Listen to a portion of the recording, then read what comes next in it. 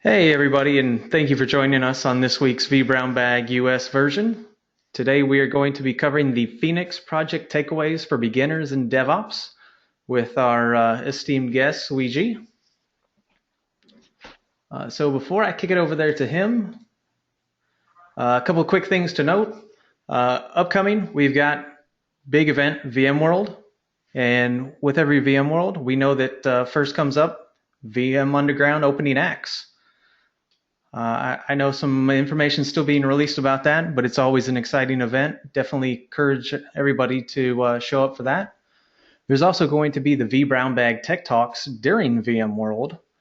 The Google Doc is out there and available for people to request spots and try and get their sessions on there. That's always a fun time. If you want to get in on the conversation, we'll be following along at the @vBrownbag Twitter account. Then there's also the @vBrownbag LATAM and @vBrownbag EMEA.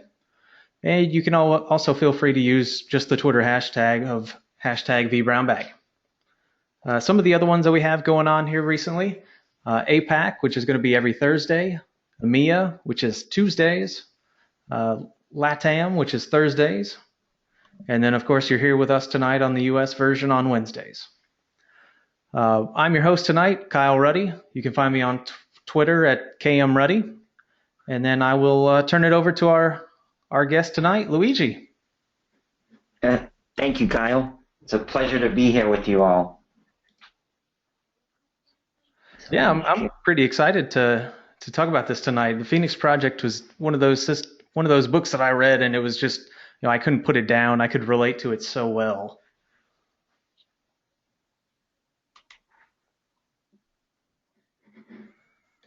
Okay. Can you see my screen now?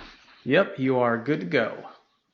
So, welcome everyone. Yeah, the Phoenix Project. The way I came about reading the book actually was because of Jonathan Frappier and Josh Atwell had recommended it before, and I was talking to Jonathan probably a couple months ago, and we're looking for a book that we can kind of have a book club for, and he had mentioned a book that's mentioned in the Phoenix Project as maybe a book that we can read together.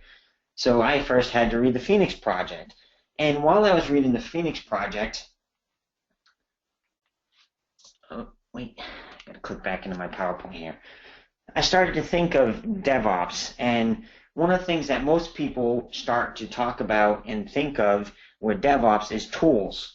Now, one of the things that I'm not going to talk about tonight is Ansible, Puppet, any automation tools, because I don't actually run a DevOps environment. I don't do DevOps for a living. However, I instituted a lot of the DevOps methodologies into my day-to-day job of doing social media for a Fortune big company, which I don't need to mention. You can find it on Twitter, on my profile. It will tell you who I work for, and so forth. But I really wanted to think of a way to talk about the DevOps story and how it helped me and become a better organized person. But really what the book talked about was 4 types of work. And I was actually struggling with identifying some of the work that I had coming in. And in the book they talk about the business work, the IT work, changes that happen to your infrastructure, as well as we all have those CEOs, right, Kyle, or those high VPs in our organization that they call you up and they're like, we need this done, and you're the go-to person, right? And that's what they called in the book as unplanned work. Now, part of the book really focused on the constraints. Now, the Phoenix Project actually walks you through a great story of Bill, who gets promoted as an IT manager. He's now in charge of the entire IT operations, and Eric is actually guiding him as a mentor. So for me, I would look at it as like Jonathan and Cody and the other vBrownbag folks as Eric in the story, right? They're my mentors. And one of the biggest things they stress in this book is the constraints. And I was like, really, what are the constraints? And in the book, the constraint is Brett. Brett is their super guru. So think of him as the Yoda for, I had to throw a Star Wars reference in there for frap. Brett is the Yoda of the company's IT department. However, he was also the number one constraint in the IT department for them. But when I reflect on when I was reading the story, I started to think of my own constraints and say, well, I'm not Brett per se. However, I'm trying to incorporate some of these methodologies into my thinking. So I had to stop and think long and hard, and it didn't take me that long to actually do it. I was like, well, where am I constrained at? And one of the first things that I did was I have a whiteboard behind my desk, which I wrote out all the tasks in which I was currently working on. And when I did that, I realized that there was about 15 or more concurrent tasks that I was working on. And I really wasn't giving one task my full effort. And for anyone that knows, that's trouble, right? However, it took me reading this book to realize, like, hey, wait a second, what am I doing to myself, right? I'm forming my own constraint and making myself a bottleneck. So as I continued to read the book, I realized that DevOps and, from my perspective, social media, it all starts with culture, right? It starts with that mindset of a group, like the vBrownbag here, of gathering together and buying on board this mindset or this mantra of, we're going to do this, we're going to take the world on, right? And I think back to my Army days, and that's basically what the Army, they did to you, right? They broke you down as an individual, and they taught you to be a team player. Well, DevOps is the same thing, right? You go back to my first slide where I mentioned tools, and then I put a big X. Before you can even start talking about any tools, you need to understand the culture and the mindset behind DevOps, because it's a wide range. It's not just the automation of your infrastructure. It's not the processes. It's the whole package together. And that whole package is formed by the culture, right? That's what we do. But where does it all start, right? And that's one of the things that I really had to think about from my perspective. And I noticed I wasn't a great communicator. As I was reading the book, I could relate to many of the characters in the story. I could relate to the stories in the story. I was like, oh man, there's times I was literally laughing in my bed, and my wife was like, what are you laughing at? And I'm like, well, I can so relate to this. And it kind of reminded me this past week when I was out at the KCV mug, and we were talking to someone about the Big Bang Theory. I think it was Mike Foley and Jason. We were talking about the Big Bang Theory. And it's so relatable, right? And that's where I think that's the biggest thing that makes the Phoenix Project popular, is it's relatable to all of us. It's related to, Kyle, who works in IT. It's related to me in social media. And I was just like, wow, I now see why this is popular. So one of the changes that I implemented at work was I started to communicate a little differently. Now, what I did was every month and every quarter, I send out a social metrics report. Since October, I would just send out a PowerPoint slide, and people would just look at numbers. But as you can see on the screen here, to the right of the screen, you see a PowerPoint presentation, right? It's just the landing page slide. And then you see a video of me. Now, I send this to about 50 to 60 people every month, a video of me talking and actually presenting the PowerPoint slides. Now, what this does is that actually allows me to explain better as to the insights behind the metrics. But honestly, if I wasn't reading or had I not read the Phoenix Project, I probably wouldn't have thought to do something differently. I probably would have continued to do it the same way.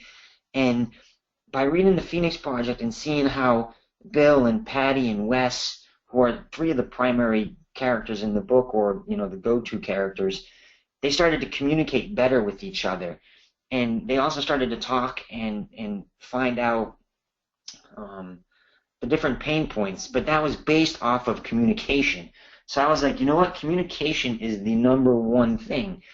But also in the book, it goes back to my culture slide here that people bought into it. And I'm hoping most of you have read the book, or if you haven't read the book, you read it and we can actually discuss this culture aspect of it and the buy-in. But what happened was they bought into it and the different methods that they chose. So I started this, and I use a file sharing app, and I share out the PowerPoint slides for those that just want the PowerPoint or the video. Now the videos get probably about 120 viewers a month is what I get to actually people view my video. For me, that's a win. But one of the other things I started to communicate better about was what we're working on and why we're doing what we're doing. So when you're looking at it from an IT operations standpoint, or you're just starting in DevOps, you need to understand that you need to communicate what you're doing. If people don't see what you're doing, they sometimes just want to keep overloading you. So for me, in one of my presentations, I breezed through the metrics. I went right through the metrics, and I shot to this slide right here, and I basically outlined the strategy for our blog and what I envisioned it for. And what I was trying to do there was communicate to the team that, hey, this is what I envision. I need your buy-in, right? I need you guys to own into this culture of what I'm looking at for it. And here, these are actual emails that I received providing me feedback. The first two, the one to the very far right from Lewis, this is back in early February. And he's like, great video, really enjoyed it, right? And then Becky, again, in February, love the fresh new idea. Now, if you look at the first one, I purposely missed this is my boss, Joe. I purposely did not say his first, because if you notice, the other two are Q1 reports. And now, I'm going to read, I don't usually tend to read my slides anymore, but I'm going to read Joe's. He goes, I have to tell you, I was a little skeptical about this, but I really like your quarterly summary now that I've really spent time digesting this one. So it took my boss, right, the person who's responsible for my yearly review and ultimately my job, it took him 2 quarters to be like, hey, you know what? This is actually kind of nice. And now he has bought into that culture and that new change of communication in which I do. Where in like any organization, you're going to have people that are skeptical, right? But if you can change their minds and believe in what you're trying to do is good, you're going to go a long way. But really my biggest challenge and the biggest eye-opener that I had while reading the Phoenix Project is I was over-organized. Now, how many people have ever been over-organized? I mean, to the point of where you're trying to organize so much that you're actually becoming inefficient. That's me, right? I was doing that. I have folders upon folders upon folders upon folders. And one of the things that made me realize that was in the Phoenix Project, when they start outlining all the projects and the tasks that they had, like I did with my whiteboard, I was like, wow, I wasn't only doing it with my tasks, I was doing it with how I organized my tasks. Now, the book stresses a lot the Kanban method of organization of tasks and such. And now, I tried Kanban many years ago. My personal ADD personality doesn't go for it. However, the book really touches on, organizing your task is a priority, right? If you don't really know what task you're working on or what needs to be done, you're going to be up Schitt's Creek without a paddle. And I relate to it as having a good organizational plan, organizing plan, is like a small business writing a business plan. Now, I think it's over 50% of small businesses fail within the first 5 years that have not taken the time to organize and write up a business plan. The same thing will happen to you in your DevOps. If you're just starting out and you're looking to do it, if you don't take the time to say, this is how we're going to structure and organize the process flow. This is how we're going to organize the work that's coming in, the changes, and we go back to that slide where I was talking about the forward. If we don't have that defined and take that time and then get the culture buy-in on that method, you're going to fail. I've had to clean up my presentation as far as what I would say before, and I used to say, crap on the wall. Now I say spaghetti against the wall. And that's where I was at from a social perspective, because I was over-organized. But I wanted to show you real quick, for those that wanted to understand maybe Kanban. It does work for people. And Kanban is simple. You typically have 3 rows, right? You have a working on, a to-do, and a done column. So what happens is you'll put one task that you're working on, and that's it. You focus on one task at a time. And then the next task move up in the line. Once you're finished with that task, you then move it to done. And from there, you would then choose any one of those next tasks to be done. Now, here's a funny story. I was working on this presentation today on the flight home from Kansas City, and I was sitting there next to a engineering baseball coach. He's a teacher. He was headed with his students to Nashville for a life science event that his students were participating in, and I was quite impressed with what these kids want to be for a living and the fact that they're doing this. But when we're talking, he looks over, he goes, "Oh, is that the presentation you're working on?" And I said, "Yes." And I sat there and explained to him what I was trying to convey to you all. And he's like, taking notes. Now, Shane is his name. He was actually taking notes as I'm creating my presentation, because I was talking to him as I was working on it, and I talked to him about the Kanban method. And he's like, "What's Kanban?" Now, this is a teacher at a high school. He's an engineering teacher, so he's highly educated. And he wasn't aware of the Kanban method. And I was like, oh, wow. And then he asked me, have you ever thought to talk to education people about this organizational way? And a couple slides down, I'm going to show what I actually use, because I don't use the Kanban method. I use something else. And he actually says, I'm actually might implement some of what we just talked about into his routine, because he's also a baseball coach and he has to implement, a training program and so forth. And now I've just enlightened him to a way that can make him organize it better.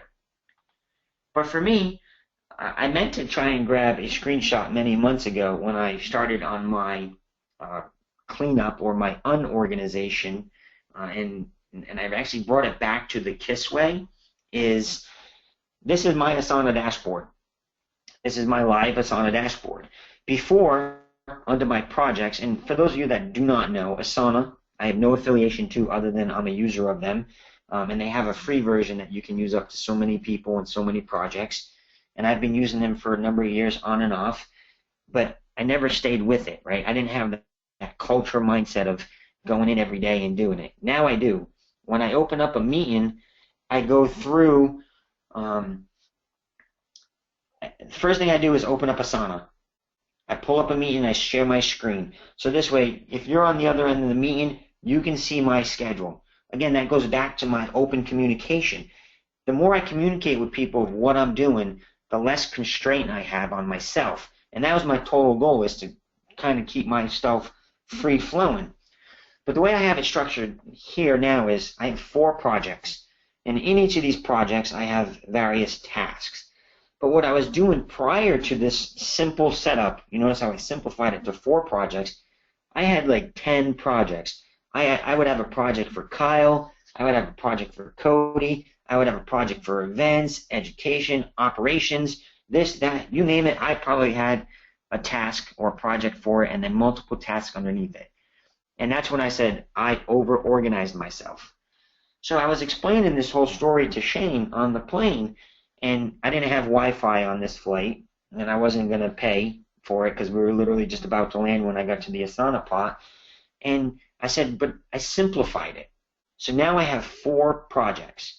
And then what I do is I go through the projects, and it allows me to see it easier. And this is really what he was interested in, and is the project management aspect. Because within Asana, I have the ability to do tasks and subtasks and so forth.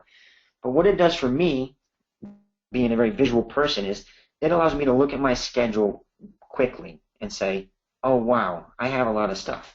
But I also told Shane that you can do this in Outlook by using a calendar and tasks. You don't need to use a special program. I said you can use it in Excel, but it all comes back to that culture, right? And this is why I wanted to stress the culture aspect. Last week I was out having a conversation with Phil Bradham. He was going away dinner with myself and Sean Tulane. I always pronounce Sean's last name wrong, so hopefully I got it right, Sean. And Phil actually picked me up at my house and we drove together, and I was talking to him about this presentation, and I was like, I'm not really a DevOps person. I like the methodologies of DevOps, and that's when Phil really hit home with me that it is about the culture and the mindset. It's not about the tools. And I was like, yes, I just want to hug you right now because you get what I was saying, because I kind of gave Phil my 2-minute pitch on the whole concept of this presentation, and he's like, yes, you are right. It's more about the mindset behind it. And you see that in the story of the Phoenix Project as people go through, as they progress further into the book. And when Patty starts introducing the Kanban method to Bill, you're like, whoa. Kind of like Bill had his whoa moment. I had my aha moments throughout this entire book. Shane had his aha moment today sitting next to me on a plane. And I gave him my business card. And I said, listen, you got any questions? I'll feel free to jump on a call with you, anything to help you understand it better. But he wants to change that culture. And my other struggle with it was, in the communication part, is what I call business day objective. Most people will probably call it due date, but I told Shane, I said, listen, I'm a former military guy. I like acronyms. He's like, hey, you haven't seen nothing yet with acronyms because we're teachers.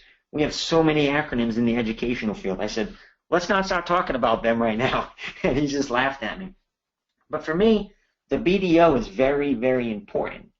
And what used to happen, and I'm showing this slide here, is this is what I do now. I take my BDO date and I actually work backwards. What I used to do prior to reading the Phoenix Project was I would just say, I need to work on these tasks, and I would just tirelessly try working on those tasks. But then when I actually stopped to look at what the business needed, right? And I was like, what's the business need? Not what I need to get done. It's not about me. It's about the business. So what happens if I take the business date objective, the day the business needs something done, and I work backwards away from my norm? So I'm already going in the opposite direction in the way I was working. And I start saying, if I have a business date objective of July 7th, what do I need to do prior to that? And then I would mark on the calendar, I would need a blog post on the 30th ready to go, or the draft for it. I would need tweets loaded for this. And if you're looking at it from a DevOps perspective, especially from an infrastructure perspective, you need to know if they're launching a new application like in the Phoenix Project, what is that BDO that you need to hit? Well, what constraints are you going to come into? How can you mitigate that unplanned work? Right? Because that's the killer. I've seen it happen many a times. I think I'm probably one of the few people that actually tell no to people when they request stuff. They're like, can you do this? And I'll be like, no. No is your friend at times. But really, that's all I have. Those were some of the enlightening parts that I've had with the beginnings of reading the Phoenix Project. So I don't know if anyone has any questions, comments. So yeah, I'm monitoring to see if any questions come in. But the biggest thing for me, the biggest question that I had was, how long did you give Kanban a shot before you just realized it wasn't for you? So I gave it probably not as much time as I needed to. I am officially diagnosed with ADD. But for me, it wasn't a method that I liked because I'm a little more visual, and I would forget to move something over. I would start working on something else. I wouldn't take that time, but I think probably my biggest challenge with that is I didn't have buy-in on the system myself. And Gotcha. that goes back to my culture slide.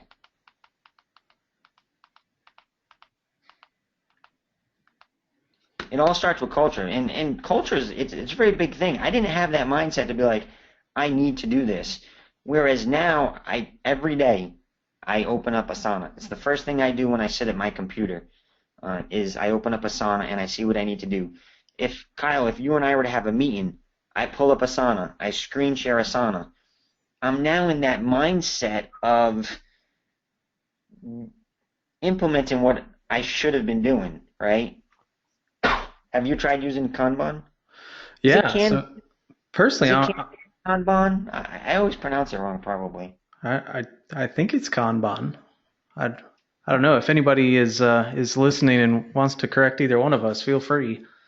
Yeah. I'm a big fan of it. However, the one place that I really had issues with was the rep, the tasks that were repetitive. Basically where you're okay, so it's okay, we're done now, but I'm going to have to do that next week. So I have to take something that I just finished and put it back in on the to do side. Yep. No, so yeah, that happens, and I think that might even be probably one of the big reasons I didn't like Kanban is because I wasn't seeing progress at times. And I know Matt Brender was a big influence on trying to give me personal organization tips to help keep me focused on point on things. And we tried using the Kanban with post-it notes. And then you would get a stack of the post-it notes that you would do, and you'd say, hey, you know what? I feel accomplished. And for me, I think that's why I like Asana is because I have that calendar view, and I'm focused on the BDO, right? And getting my deliverables done by a set date because I actually work better backwards than I do forwards. And I don't know if the Kanban system would necessarily work for my use case in that instance because of how I work. And I think that's ultimately what it comes down to is you have to commit to not one system, but you have to commit to one thing and actually give it a shot. Where, like I said earlier, I didn't really give Kanban a shot. And I'm trying to really make a stride with using Asana as my primary project tool. But there's others out there. It's just that method of using Asana that I do now and make it that my day-to-day routine because it starts with the culture, right? If I don't have that mindset, like a small business, if I don't have the mindset to sit down and write out a business plan, and some business plans, writing it out is tedious. If I don't have that mindset to stay committed to it, it's going to fall apart. You can ask yourself, how many people start an exercise routine and then they fail? It's that same thing. Once you get past that mental aspect of it, and you get the buy-in not just from other people but from yourself. Now, fortunate for me, I got bought in and I got people providing feedback, positive feedback that they actually believe in the system. So by them seeing and saying, hey, we like this, that made the buy-in easier for myself to continue it, right? Because many times we're often, if we fail or if we get bad feedback, we'll often stop doing that versus trying to improve on it. So for me to see that by communicating better with the team, they like it, but it also helps me to be more efficient. And that's what I go. And honestly, I think if I did not read the Phoenix Project, I'd probably still be throwing spaghetti at the wall. I'd be slowly trying to figure out and trying all these different things. But now that I have my basis for what I do, and it was influenced from the DevOps book with the Phoenix Project, right? It's not about DevOps for what I use it for, but I take that methodology into my day-to-day from a work perspective. Yeah, absolutely. So we do have one question that came in from Tim Smith, who asks, how would Kanban who Tim also suggested a pronunciation, Yep. Khan and then Ban, kind of the same way, Bhan.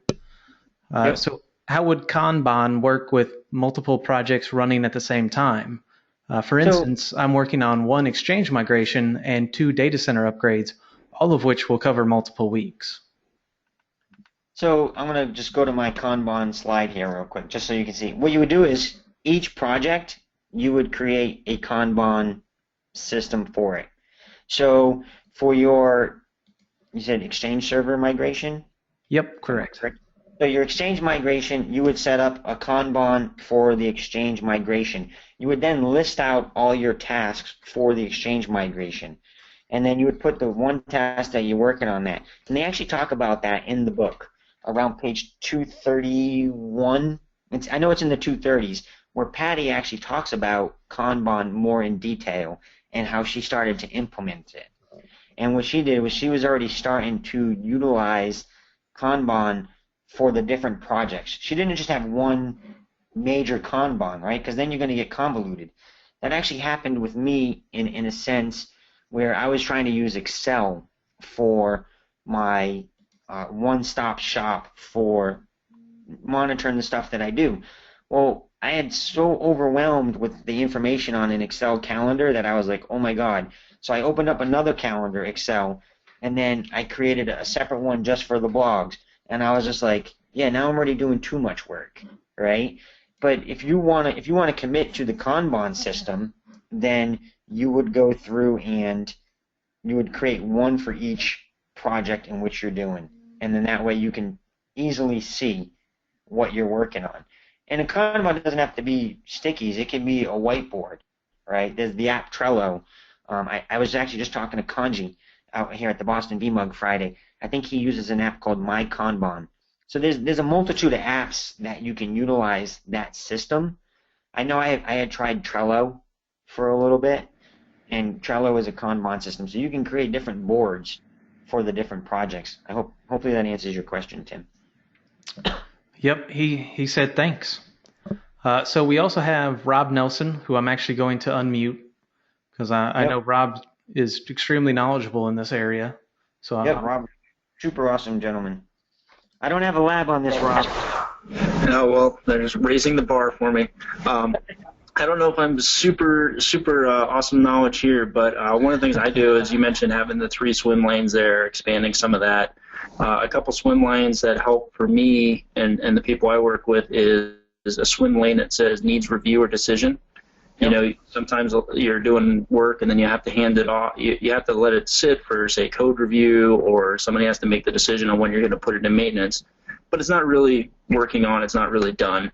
And then also I have a swim lane for blocked. If it's got to wait on somebody else, I still want to track it so I know what work lies in the future, but not directly in my future. So I don't want to put it in the to-do list until it's unblocked from whoever else has to do their work first.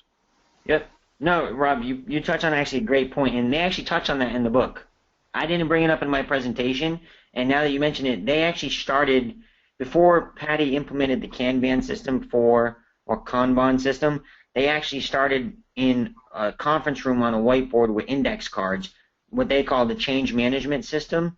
And they kind of did that, right? They have that section of, well, this can get done before that. And if you read, I'm pretty certain it's between 230 and maybe it's like 225 to 232.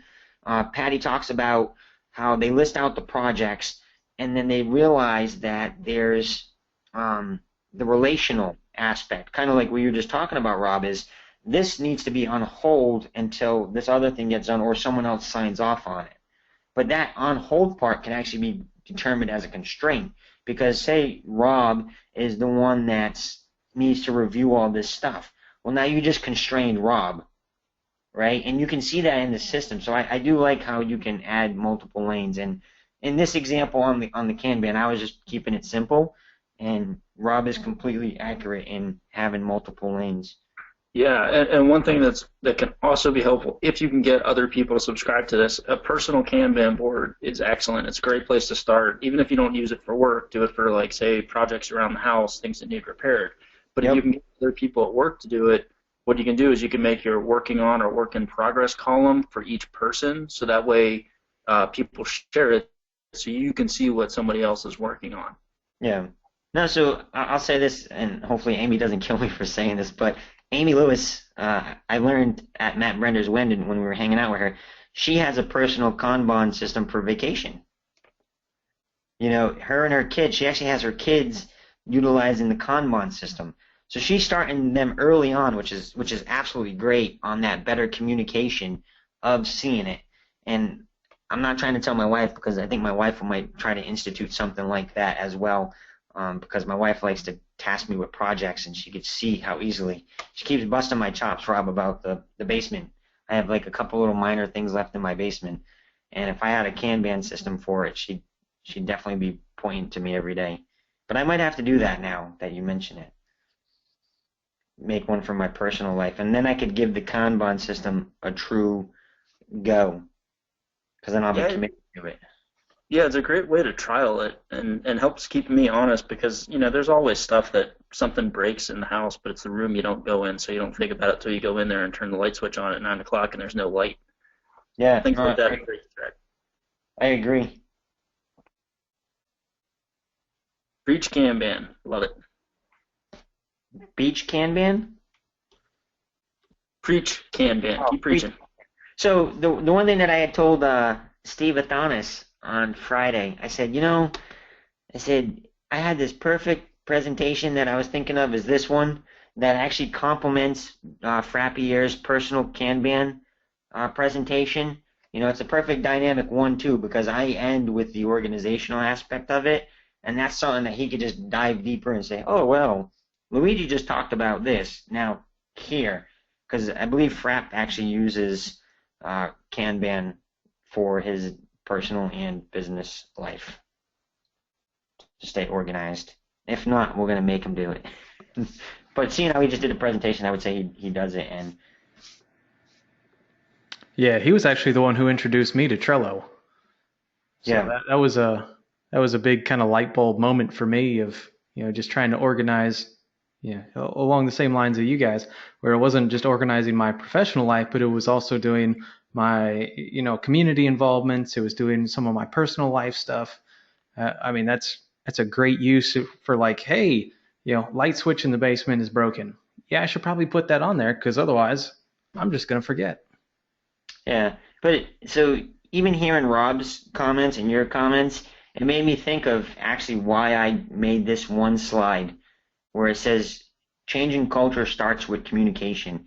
And culture is the little bit of habits that we instill in ourselves, and then ultimately other people will pick up on, right?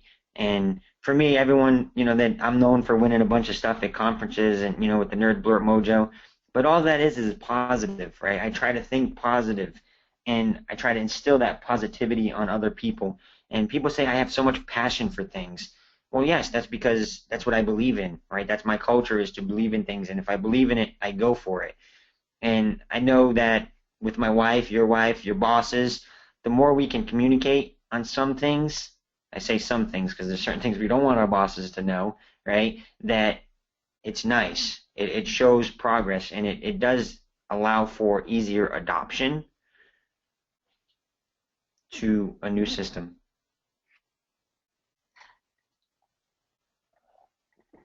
Yeah, absolutely. So Tim, I know you've been reading the Phoenix Project. I wouldn't mind hearing some of your insights one day.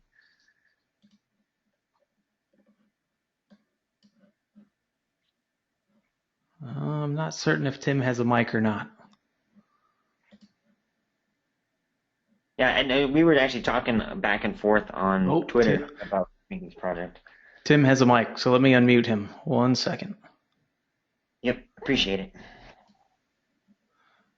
Yeah, I almost feel like I have to go back and reread it now. I feel like it's one of those books that you've got to soak in the first time and then really dive into the details. Working as a consultant, it really made me think about the way that I handle projects and really just interface with customers instead of the normal, like, what are your needs and how can I meet them? Now Yep. it's more of a, what are your business needs? What's beyond IT? And almost preaching this methodology of, you're not just an IT department to your company, you're a core business entity. And but I'm just getting started with that, so we'll see how it goes. No, I would say you're spot on, though. I mean, for me, it was creating the BDO, right? I know it's just a due date, right? A GA available. Everyone has a term that they call it. I call it the BDO because I'm a military guy, right? I'm easy. I can remember BDO. But even you can even say the business objective, right? What is the business that you're trying to help as a consultant? And then, like you're saying, is you can turn these methodologies in. Now, just think if you show a customer all this great communication, or you have all this documentation and this system in place, then they start buying into your system, and they're going to be like, wow, we really want to keep hiring Tim because he understands us, and he's showing it to us in a way that we can't. So then you're slowly creeping your culture, right, your methodologies into your clients. And then that way it actually makes a better working relationship. Instead of going in there and saying, yeah, I got one solution for you, or two solutions, or this'll work for you. You're actually changing your own culture, but also the business's cultures that you're helping. So I like it. I think it's a good way to start. And once you find your own rhythm and you take out what works for you and what doesn't work for you, and you really say, this works, I get great feedback from the customers, and they're utilizing this, and so forth. I know for me, I didn't show it in the presentation, but one of the things that I'm instituting is actually I call it a social media request form, an SMR. If you want any social media services, you're going to fill out a form, and it's going to have all these questions. So that way, when we go to a meeting, I already know the BDO, and then I can already tell you some deliverable date off of that. Whereas, now it makes my meetings more productive because I can focus on the content of it. And from an infrastructure standpoint, you could be like, well, I need to know that I have to have this backed up or that backed up or this configured this way. And we all know firewall changes take forever to happen in organizations, right? So the further out you can plan for something like that and have awareness is great.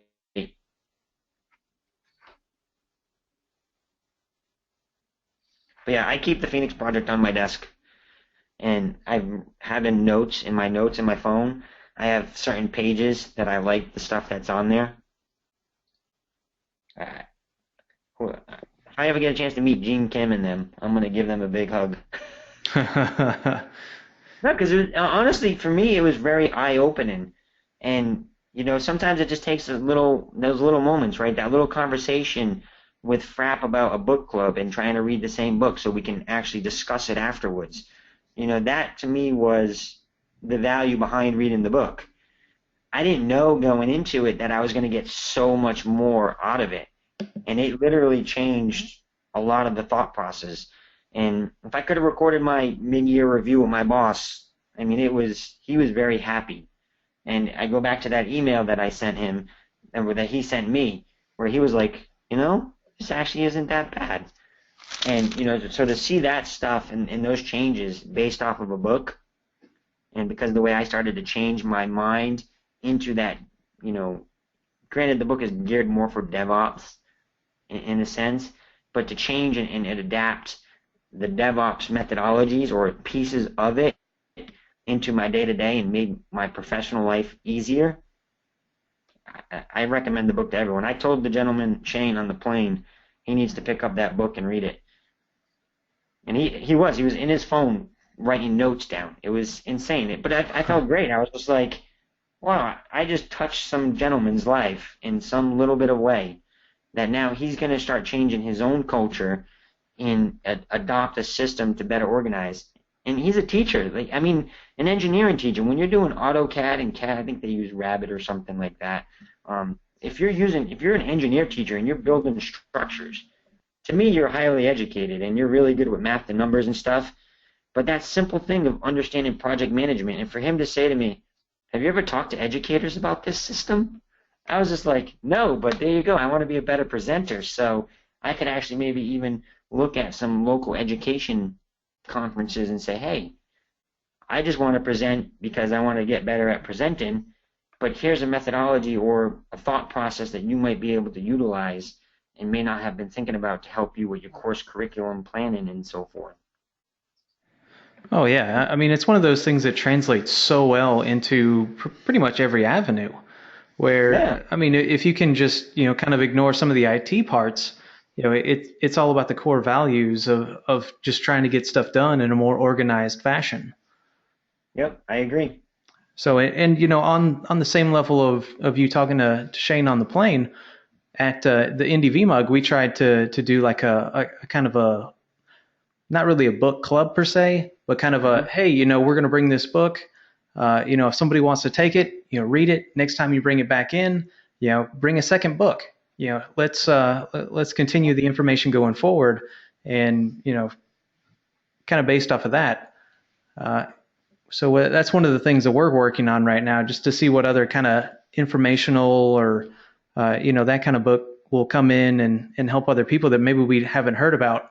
I know some of the people, particularly Jake Robinson and Scott Lowe, had an interesting conversation going on a couple weeks ago, and I believe the book was called Quiet, and that's probably going to be the next book that I read.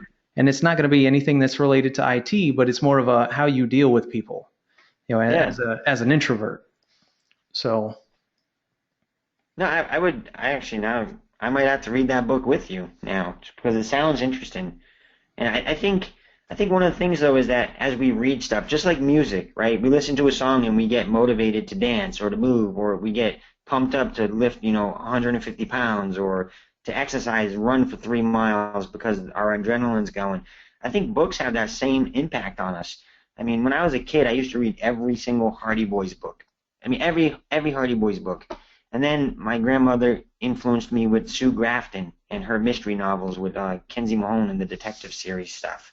So those are the books I grew up reading. I didn't read technical books, right? And I think that's one of the things that I really like about the Phoenix Project is that it's very easy to read.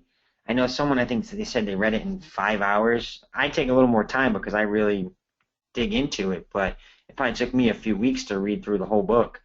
And I still go through every so often, and I just flip through those pages, but it's a very easy read to read. It's not like a book that you start to read and you're just like, oh. Like I started to read another book, I think it was called 18 Minutes or something, and my attention span was lost because it wasn't as easy to read or didn't catch my attention like the Phoenix Project. I didn't have those aha moments reading that book that I do with the Phoenix Project. And I think that's why I really like it, is because it makes me think so much. Yeah, and I'm the exact same way. If I have a hard time relating to the book, it makes it that much harder to read. Yeah, I would agree. It's definitely there. I like that. And if I'm out at the Indie VMUG, I may have to leave a book. Yes, certainly. It's coming up here in a couple weeks. I know. If you saw my calendar, it's actually on my calendar. Very good to hear. Do we have any other questions? Anyone else want to chime in? I'm open. I love open discussions. So, in providing my thoughts and your thoughts, and it's the only way we grow, right? Is with communication. Yeah, this is Tim again. I'd say the one of the things I liked about the book, and I always have trouble remembering the names, but the guy who was on the board that was the consultant. Eric. Yes, I really enjoyed his character. How I felt like I was discovering the process along with everybody else with the introduction of that character. So it wasn't just, oh, this is what I found out. Like I felt like I was trying to figure out as I'm reading, well, what is that next style of the method of work? What are we missing here? And it kept me captivated so much so that I started reading during a layover for an overnight flight to London, and I ended up staying up a lot later than I wanted to on the plane just to finish this book. Yeah, you're the one. You're the person I'm thinking of then. Yeah. Yeah, I saw it on Twitter. But I would agree. The way that they created and introduced and played his character throughout was nice. And the thing that I really liked the most, though, about his character was he wasn't necessarily focused on the IT aspect. He was focused on the process aspect of it, and he opened their minds to think about, look at how they're doing it from a manufacturer. And I think Bill said it well. What does manufacturing have to do with IT? Well, it's not IT in general. It goes back to that methodologies behind it and the processes. And then later in the book, when Patty starts talking about how she went to her friend in MRP8, I think that's the name of the building, and she started talking to the supervisor that she knows there, and that's when they really started introducing the Kanban system, right? And they spent a weekend working on it to get it all going. It's that how they introduced the characters. I felt was great, especially Eric's role.